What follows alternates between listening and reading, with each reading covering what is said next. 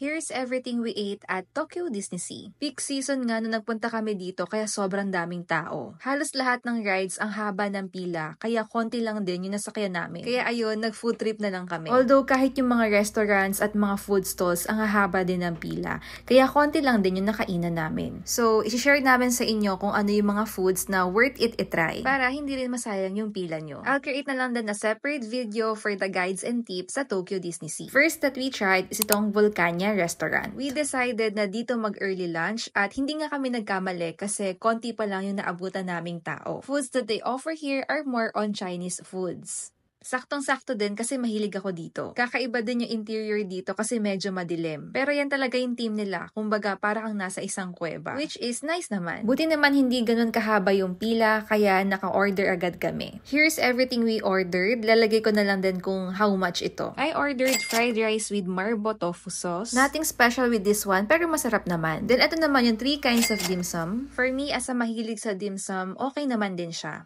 Then we also ordered fried rice with pork and eggs. And ito ring spring roll and shrimp with chili sauce. Kung mahilig ka sa Chinese foods katulad ko, magugustuhan mo din to kasi nagustuhan ko siya. Sa lahat ng in-order namin, worth it i-try yung shrimp with chili sauce and yung spring roll. And syempre, yung fried rice na din nila. If i-rate ko to, para sa akin, 3.5 over 5 to. Worth it naman yung binayad namin. Kung pupunta rin kayo ng Disneysea, try nyo din dito.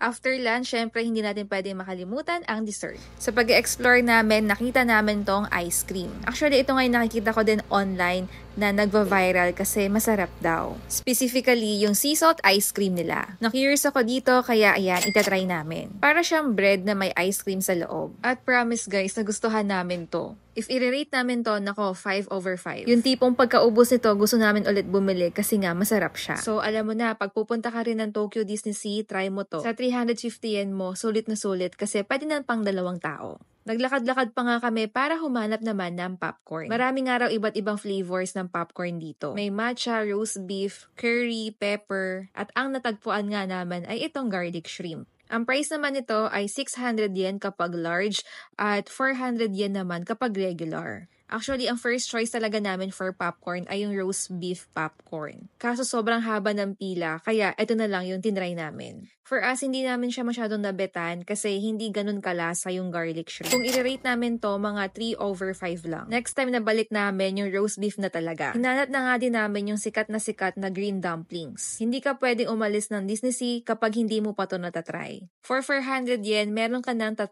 dumplings. Assorted na nga yung flavor niya, may chocolate, strawberry, and custard. Now, I get it kung bakit sikat to kasi sobrang sarap. Lahat ng flavors walang tapon. Nagsisi nga kami dyan kung bakit isa lang yung in-order namin. Gusto pa sana namin bumili pero pagbalik namin ang haba na ng pila. 5 over 5 to sa amin kaya alam nyo na pag pupunta rin kayo ng Disneysea. And that's it. Additional tip lang kung pupunta rin kayo ng Tokyo Disneysea at para hindi na kayo ma-hassle, buy your tickets sa Klook. If mababook naman kayo ng mga hotels, activities, transpo sa Klook, you can use my code KATIPIKLOOK para magkaroon kayo ng discounts. Ayun lang, follow for more Japan vlogs. Babush!